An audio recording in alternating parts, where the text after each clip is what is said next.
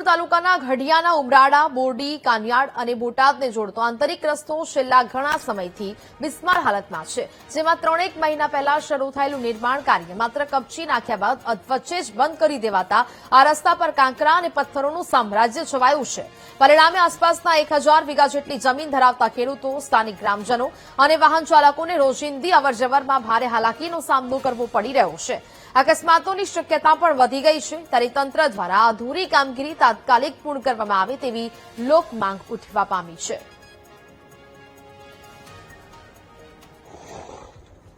આ 3 મહિનાથી હાવ ખરાબ જ છે। જ્યાં હાલે એવું થયું ત્યાં ફેરીને એ લોકોએ માટી નાખી, એટલે હાલે એવું રહ્યું નથી। માથે ચોમાસું આવે છે, અવારનવાર ખેડૂતોને જવું હોય તો અમુકને પડે છે, કોઈ ફ્રેક્ચર થાય છે, અલગ અલગ વસ્તુ બધું થાય છે। તો જે અધિકારીઓને બોલાવી તો એ લોકો આટા મારીને યાદ છે, એ પણ કંઈક ધ્યાન દેતા નથી। 2-3 મહિના થયું, તકલીફ તો બહુ પડે, કારણ કે બહેરા છોકરા લઈને જઈને પાણી હાલે જાય તો ગાડી ડાયરેક્ટ નમી જાય છે, પડવાની બહુ શક્યતા રહે। કેટલા ગામોમાં આવી તકલીફ છે? 80 તો ઠેઠ ઉમરાળા લગન। તો મુખ્ય માર્ગની હાલત બિસ્માર છે, જેને કારણે લોકો ત્રાહિમામ પોકારી ઉઠ્યા છે। રસ્તા પર માત્ર કપચી નાખી દેવામાં આવી છે અને ત્યારબાદ કોઈ કામગીરી ન થતા લોકોમાં રોષ જોવા મળ્યો। અકસ્માતોની શક્યતા પણ સતત વધતી જઈ રહી છે, ત્યારે તંત્ર દ્વારા અધૂરી કામગીરી તાત્કાલિક પૂર્ણ કરવામાં આવે તેવી સ્થાનિકોએ માંગ કરી।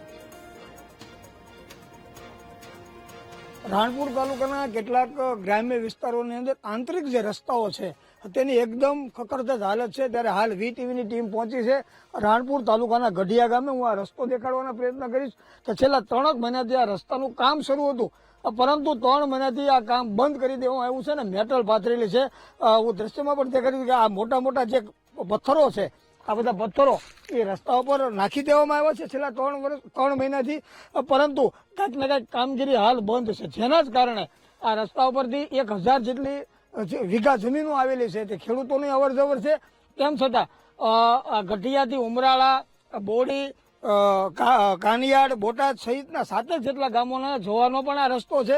ત્યારે વાહન ચાલકો હેરાન પરેશાન થઈ રહ્યા છે અને ઘણીવાર અકસ્માતો પણ થાય છે, જેના જ કારણે આ ગામ લોકોની એક જ માંગ છે કે તાત્કાલિક અસરથી આ રસ્તો બનાવવામાં આવે। Raju Baraiya, VTV news, Botad.